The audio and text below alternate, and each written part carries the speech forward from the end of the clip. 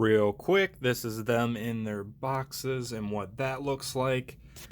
But one thing I wanted to mention about the boxes for the new Legacy stuff, and I haven't seen Wave 2 Studio Series 86, any of those deluxes in the store. I'm not sure if they have the plastic in front of them or not, but it is very bad, and I've also heard it's very bad when you order this stuff online. This is very, very thin cardboard to begin with, and I'm pretty sure it's thinner. It's got to be thinner than War for Cybertron Trilogy stuff.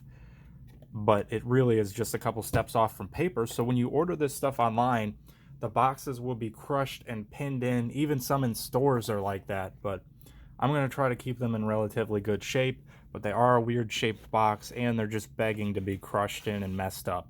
And online orders, how they throw them around. If you see how people throw stuff around on Amazon and other stuff, you'll quickly note that. And also this hanging off, like this was just clearly meant to have the plastic there, but they just, to save on money, they did that, but they still upped the price, so you didn't really help out very much for the consumers. What is up, everybody? Nick Legostava here, and in this video I'm going to be talking and asking the question and showing comparisons: is Transformers Legacy Wave 1 worth it? I have here most of Transformers Legacy Wave 1. The only one I decided to pass on for now is the Transformers Leader Class Laser Optimus Prime. I'm not really sure what that's from. It says G2 something. I'm imagining it's maybe part of the anime series, but I don't know. That's just one I can pass on for now. But besides that, I have pretty much all of them, also besides one other core class. But we're going to talk about that in this video. So right off the bat, I think the new Insecticons will be too big. Now, people might be like, it's a deluxe now, it's a deluxe, Kickback is a deluxe now. But the problem with that is, let's pull up Megatron right here. I know, it's a different line, but Legacy is more or less just continuing somewhat from the War for Cybertron line. So there is Siege Megatron, the Netflix version, and he's too big. So the Insecticons are now too big. I really think they should have went with core class, like a decent sized core class one. And I think that they still could have outdid this. You know, that's just something that I think they could have done. I've done, I think, some minor custom paint work on mine here. But you can see, yeah, this is the old one. This was, I don't even remember the freaking size class. Legion or Legends or who knows. They'd keep renaming their size classes and making them smaller and whatever they're doing. But yeah, there's just what they look like together. So all in all, I think that this would go better with Masterpiece or something like that, because I think he's too big to go in with the other stuff, honestly. You know, I was kind of like, I didn't want him to be small because you pay a deluxe price, but at the same time, that character is not supposed to be that size. Just like with the Voyager size Studio Series 86, whatever his name is, I can't think of it right now.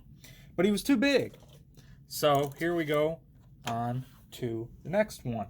So right here, Dragstrip, this is infinitely better than the Combiner Wars one. This just really I could bring that over here, but I plan to do a comparison of the old Devastator and the new Devastator when he's complete. Or not Devastator, dumbass. You know who I'm talking about.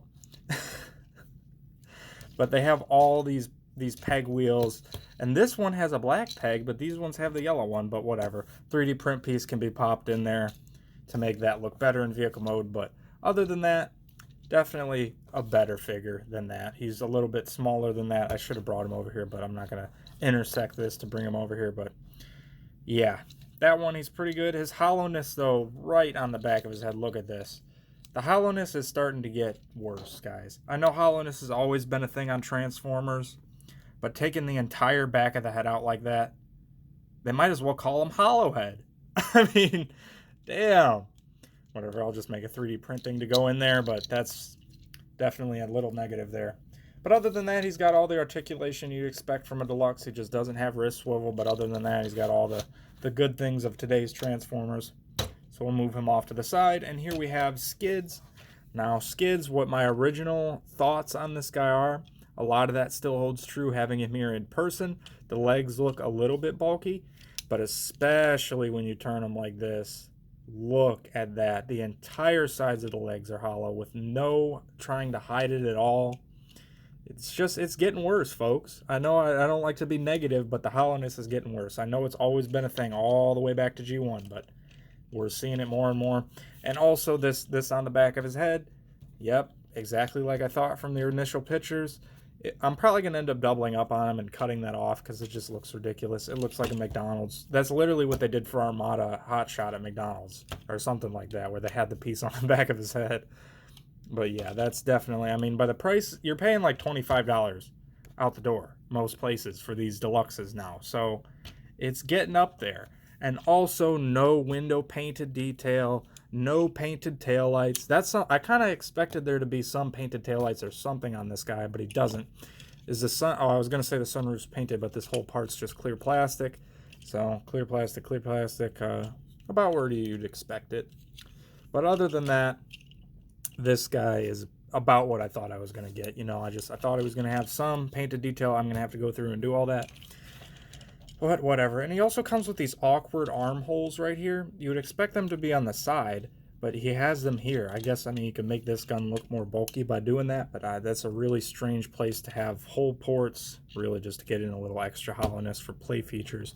And then he comes with this just chunk of clear plastic that's pretty much meaningless and garbage, that I'd really like for this not to be clear plastic and just be somewhere else that's filling in at least some of the legs here or something. But yeah, there you go. That's my thoughts on Skids. Definitely a nice addition to the shelf, but some things are waning on him, as well as the plastic quality.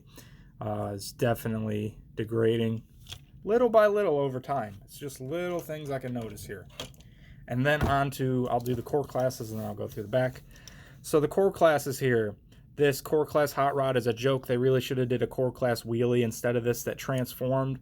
That would have been much more appreciated than this. It's just kind of like, I don't think anybody was really asking for a core class hot rod, especially one that's this bad. Yeah, I know these like disconnect somehow, but I mean, by the time you disconnect that, you got the legs pull it out weird. This is just not a good figure. People already warned me that this wasn't good, but this is trash!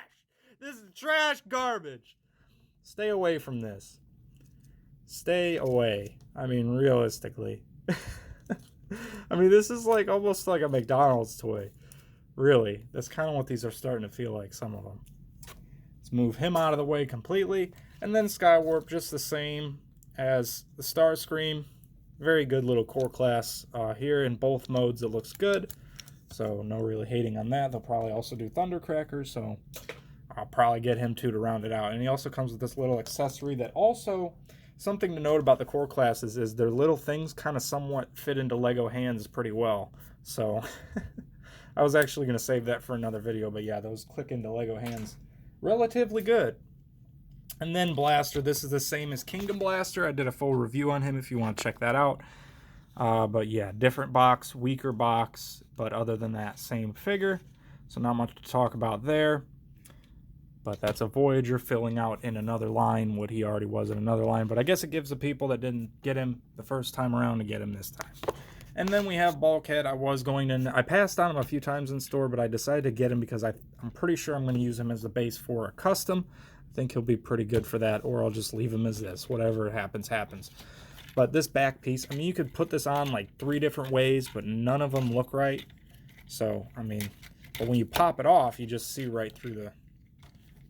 You can see right through there pretty easily. Not as fat as you would think if you just look from different angles, huh? Yeah. So that's really just that whole gigantic chunk of clear plastic right up front there. And what else on this guy? I mean, that's also kind of a weak point of locking there, and also locking to a point of clear plastic. So just be careful of that. He does have wrist rotation. I don't think he's really missing anything. He does even have waist rotation. So yeah, not missing any articulation there. And then we have Legacy Silverbolt. Is that what they call them? Or Blue Bolt, or whatever the hell they call them. I'm calling them Blue Streak, because the other one is Silver Streak. There you go. That's him. He was at a Target exclusive Buzzworthy line on him. Then we have another Kingdom Galvatron. Now, some say that he comes with the battle damage, and some say he doesn't. This is actually my Kingdom one with the battle damage removed. The other one's already in alt mode transformed, but that one did have the battle damage on it. You guys watched me unbox that in that video, so maybe it's just luck of the draw on Galvatron to whether he has the battle damage or he doesn't have the battle damage. Who knows? That's really strange. I'd prefer him without the battle damage. The reason I got a second one, I'm not going to do it to this one, but the one with the battle damage on it, I plan to paint him the darker purple to be a little bit more screen accurate. That's kind of the plan with him at some point. But yeah, that's why I doubled up on him. I don't think I said that in that video, but that's... Going to go over the alt modes here real quick and go over any negatives of the alt modes here. I didn't transform Bulkhead, but there's a picture of him right there. I didn't feel like going through that, and you know what a boombox looks like, and I already did a review on that. But right here off the bat, Kickback, I mean, he looks big in freaking alt mode too, but honestly, this is an abysmal bug mode. The other tiny one earlier, it's not much better than this, but it is a little better because these just... this is bad. This is a pretty abysmal alt mode for Kickback. Kind of sad to see. And also these clear plastic wings, the original ones were kind of supposed to be silver, so I kind of just wish those were painted silver and not clear plastic. But other than that, yeah, I'm done with talking about Kickback. Pretty abysmal alt mode, but the robot mode does look awesome. It's just too big. So right here we have the very abysmal core class hot rod. Wow, this has been outdone by so many other figures, and let alone so many third-party, like, tiny figures. Yeah, this is trash. You can very easily avoid this. This one is not worth it. So we're going to knock that one out right off the bat. This, of course, is the same as Starscream, but I did notice this does not come with null rays. That's strange. It comes with this attachment, so no null rays and this thing. Unless I missed it, but I went through the box a couple times. There were no null rays in there and nothing that looked like they were supposed to be in there. So no null rays for that. And then over here with Dragstrip, this is a pretty, I mean, this is infinitely better looking than the other thing in alt mode as well. So this, I gotta say, this is probably the biggest highlight out of all of them, actually. And initially I wasn't gonna get them because I already had the other combiners, but I was like, you know what, I'll have these for the robot mode since they look better.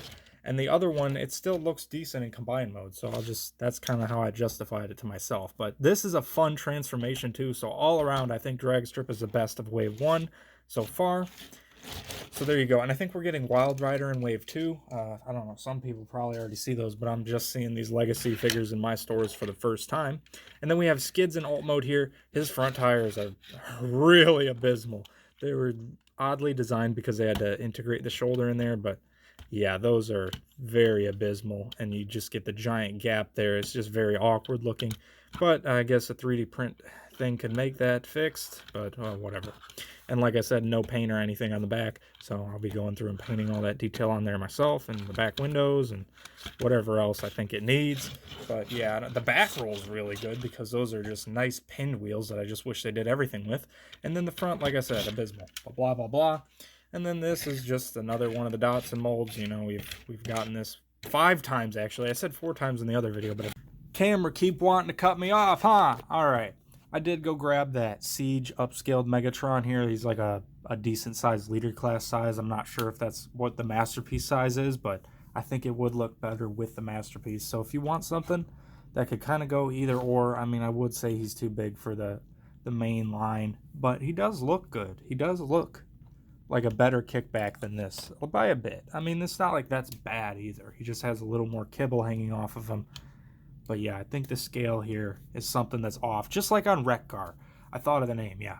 It was Wreck-Gar that was too big in Studio Series 86 for the regular main line, I think. I think that he should have been a deluxe at deluxe price and deluxe size. But right here, also something to note about these clear things that nobody probably cares about. They don't stick into the arm very good. Like, they're really loose. So that's a tolerance issue there. But, I mean, those are pretty much garbage anyway. I wish instead of giving us junk like this, they just put better plastic or more plastic on the figures, because it's the same thing with Skids here. Like, what in the hell is that? What is anybody going to use this for? An energy axe thing? Like, it's just, come on now. Come on now. Come on now. But there you go. If you're new, watch other videos, decide if you want to subscribe. If you're already subscribed, thank you very much. Please be sure to drop a like, drop comments. I read them all. Also, look at this color purple here on the end of here. I wanted to mention that. I want to paint like a freaking 67 Mercury Cougar that color purple. It's a really nice purple. But there you go. Other than that distraction there, have a great one. Peace. Bye-bye. We haven't really got a good deluxe style G1 Jizz. Skids. This should have been this. That awesome Armada Prime prototype that they showed. I just noticed the cute miscue. Eyes mispainted there, as I now see. Whatever, it looks like this is the one that's staying in vehicle mode. Hopefully I find another one. This was the only one I seen in the store and didn't realize that until now. Bye-bye. For real this time.